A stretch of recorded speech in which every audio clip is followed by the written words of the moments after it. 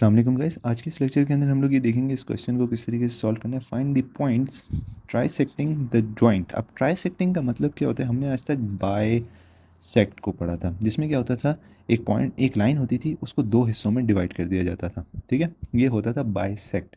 अब चूंकि ट्राइसेक्ट है तो इसका मतलब है एक लाइन को तीन हिस्सों में डिवाइड किया जाएगा, जिसका फर्स्ट हिस्सा बनेगा, सेकेंड और थर्ड। ओके, इसको मैं ए और बी का नाम दे देता हूँ इस लाइन को। ओके, और अगर हमें ये पता करना होता है कि कौन कौन से पॉइंट्स इस जगह को ट्राइसेक्ट कर रहे हैं, ठीक है, लेट जैसे ये वाला पॉइंट जो ट्राइसेक्ट कर रहा है इस लाइन को वो सी है, और ये वाला जो पॉइंट है वो डी है। तो अगर इस सूरत में हमें सी और डी के एक्स और वाई कोऑर्डिनेट्स पता करने हैं, जिस तरह हमें ए और बी के पता है, तो हम क्या करेंगे इस सूरत के अंदर, we are going to use something known as the ratio formula. अब ये रेशियो फार्मूला क्या है? अब रेशियो फार्मूला ये कहता है कि अगर आपको एक्स और वाई पता करने हैं तो सबसे पहले तो आपको फर्स्ट रेशियो लेना होगा, ठीक है, उसको सेकंड वैल्यू के साथ, और फिर आपको सेकंड रेशियो लेना होगा, उसको फर्स्ट वैल्यू के साथ डिवाइड करवाना होगा, both first and second ratios के साथ। अभी इसका मतलब क्या है मैं आपको थोड़ी देर में समझाऊंगा, ठीक है। इसी तरीके से first ratio again y2 plus second ratio again y1 divide by first and second ratios का सम। ये हो गया हमारा रेशियो फार्मूला। ये हम आज यूज़ करेंगे इसके अंदर, इस लेक्चर के अंदर, और हम इसके ज़रिए से इन सी और डी पॉइंट्स को फाइंड आउट करेंगे। ओके सॉरी, अब यहाँ पर क्या बात है, मुझे एक्स पता करना है और मुझे वाई पता करना है। ओके, और यहाँ पर अगर मैं इस किस्म की चीज़ को पता करना चाहता हूँ तो सबसे पहली तो चीज़ K1 और K2 है। What is K1? ये वाले रेशोज़ हैं, ठीक है। अगर मैं किसी दो पॉइंट्स के दरमियान रिलेशन को देखना चाहता हूँ तो उनका जो रेशोज़ होगा वो मेरे K1 और K2 बनाएगा।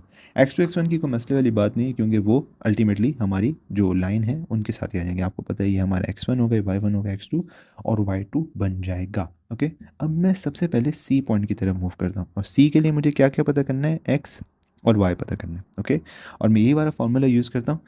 अगर मैं इस वाले एक्सप्रेशन को, ये वाला जो एक्सप्रेशन है, इसको अगर सिंप्लीफाई करूँगा तो मेरे पास x आ जाएगा, और इस वाले को एक्सप्रेशन को सिंप्लीफाई करने से मेरे पास y आ जाएगा। ठीक है, अब हम शुरू करते हैं। सबसे पहले मैं K1, अब यहाँ पर आपने थोड़ी सी चीज़ को गौर करना है। ए बी है, ठीक है। अगर हम सी को देखें, बिलफर्ज हम डी को थोड़ी देर के लिए भूल जाते हैं, ठीक है। लेट जस्ट से मैं लाइन ड्रॉ करता हूँ ए बी, और अगर हम सी की बात करें तो सी कहाँ है, यहाँ है। ये हमारी लाइन को कितने हिस्सों में डिवाइड कर रहा है, फर्स्ट और सेकंड, यानी कि दो हिस्सों में डिवाइड कर रहा है। ओके, तो ये जो वन होगा ये मेरा K1 बन जाएगा, और ये जो टू होगा ये मेरा K2 बन जाएगा। ओके, अब हम जो है इस चीज़ को आगे देखते हैं। अब यहाँ पर एक चीज़ आपने गौर रखनी है कि हम वन यहाँ रख रहे हैं, टू यहाँ रख रहे हैं, ये हमारा सी पॉइंट है। जो सी पॉइंट है वो ए के ज़्यादा करीब है, इसलिए वो कम रेशो लेगा वन, और सी बी से दूर है इसलिए वो टू यानी कि ज़्यादा रेशो लेगा। ओके, अब हम इन सारी वैल्यूज़ को पुट करते हैं। K1 है मेरा वन, आपको वैल्यूज़ वैसे भी शो हो गई होंगी। X2 है मेरा सिक्स, ओके, जो सेकेंड रेशो है मेरा टू, और मेरा जो X1 है डेट इज़ -1, 1 + 2 यानी कि K1 + K2। तो ये मेरे पास कितना आ जाएगा, 6 - 2 4/2, सॉरी 3, और ये हमारे पास आ गया 4/3।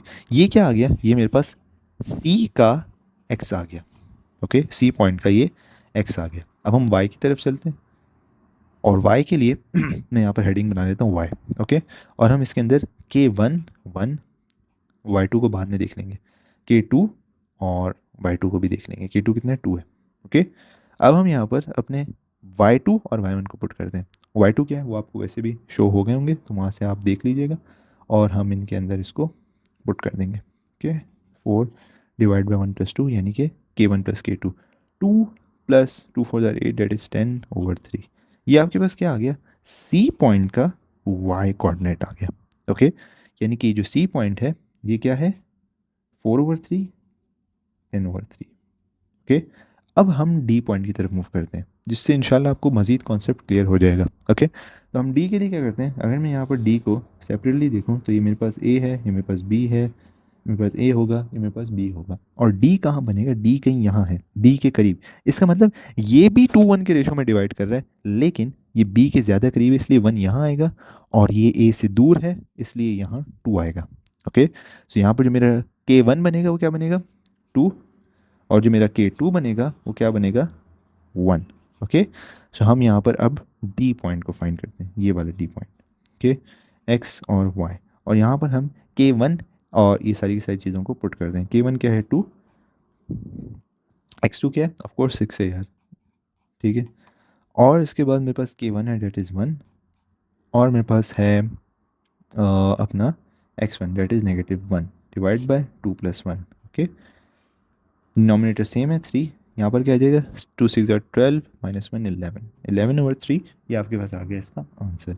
ये माइनस जो है इस प्लस के साथ जाके माइनस हो जाएगा, इसलिए 12 - 1 11 होता है। ये हमारे पास क्या आ गया, ये डी पॉइंट का एक्स आ गया। ओके, अब हम वाई पता करते हैं, तो मैं यहाँ पर वाई की हेडिंग डालता हूँ 2 एज इट इज़। y2 क्या है, y2 है मेरा 2, ठीक है, प्लस x2 सॉरी k2, और मेरा y1 डेट इज़ 4, ठीक है। और ये सारे के सारे कोऑर्डिनेट्स मैं a और b से निकाल रहा हूँ जो कि मुझे गिवन किए गए थे, ठीक है। 2 + 1, ये अल्टीमेटली हमारे पास 3 आएगा, 2 2 4 4 + 4 8, यानी कि मेरे पास 8/3 क्या आ गया, डी पॉइंट का y कोऑर्डिनेट। ओके, सो यहाँ पर मेरे पास हम इन दोनों की चीज़ों को पुट कर देते हैं, 11/3 और 8/3, ये हमारे पास d आ गया। यानी कि अगर मैं आपको सिंपल अल्फाज में बताऊँ, तो अगर मैं यहाँ पर इसको ड्रॉ करूँ, तो ये a है, ये b है, ये c है, ये d है। c के क्या कोऑर्डिनेट्स आए, 4/3 और 10/3। ओके, और जो d पॉइंट है उसके क्या कोऑर्डिनेट्स आए, 11/3 और 8/3, 11/3 और 8/3। ए है ये, और ये बी है, और ये दोनों की दोनों चीज़ें हमें पता थी। आई होप कि ये चीज़ आपको समझ में आई होगी। बेसिक जो चीज़ होती है ना यार, रेशो के अंदर आपको ढूंढना होता है कि आप कितने हिस्सों में डिवाइड कर रहे हो। ट्राइसेक्ट था तो एक लाइन होगी, ठीक है, उसको आप कितने हिस्सों में डिवाइड करोगे, 3 में, और 3 में डिवाइड करने के लिए आप एक यहाँ बना लो, यहाँ बना लो, जैसे भी बनाना चाहो बना लो।